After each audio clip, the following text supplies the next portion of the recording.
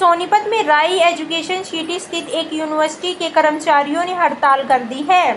वीरवार दोपहर 2 बजे प्राप्त जानकारी के अनुसार हाउसकीपिंग स्टाफ की सैलरी बढ़ाने और नौकरी से निकाले गए कर्मचारियों को वापस रखने की मांग को लेकर यूनिवर्सिटी गेट पर धरना दे रहे हैं। स्टूडेंट भी उनके साथ समर्थन और प्रोटेस्ट में शामिल हैं। कर्मचारी यूनिवर्सिटी के सामने बैठकर बैनर लगाकर मांगों को लेकर नारेबाजी कर रहे हैं।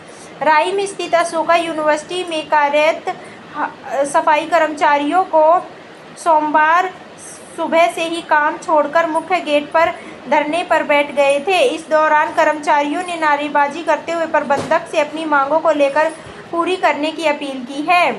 यूनिवर्सिटी में करीबन 200 सफाई कर्मचारी काम कर रहे हैं। सुबह के समय लगभग 100 से ज़्यादा कर्मचारी धरने पर बैठे हैं। वहीं कई विद्यार्थी भी उनका सहयोग कर रहे हैं, समर्थन में आवाज़ उठाई। वहीं कर्मचारियों के साथ स्टूडेंट का कहना है कि उनकी मांग जायज़ है और कर्मचारियों की सैलरी बढ़ाई जानी चाहिए।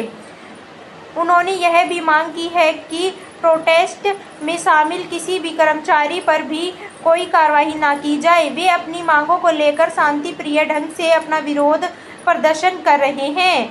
कर्मचारियों का कहना है कि वे पिछले 10 सालों से अशोका यूनिवर्सिटी में कार्यरत हैं, लेकिन उनकी सैलरी 12,700 रुपये प्रति माह पर ही रुकी हुई है। उनका आरोप है कि इतने वर्षों से सैलरी में कोई बढ़ोतरी नहीं हुई है, जिससे परिवार का खर्चा चलाना मुश्किल हो गया है। कर्मचारियों ने वेतन को 18,000 प्रति माह करने की मांग की है। दीदियों को, 3 वर्कर्स को इन लोगों ने झूठा चोरी का इल्ज़ाम लगा के निकाल दिया नौकरी से और उनको कहीं और नौकरी भी नहीं मिल पा रही है उस वजह से। तो हम उनकी वापस नौकरी का डिमांड कर रहे हैं कि उनको उनकी नौकरी वापस दी जाए।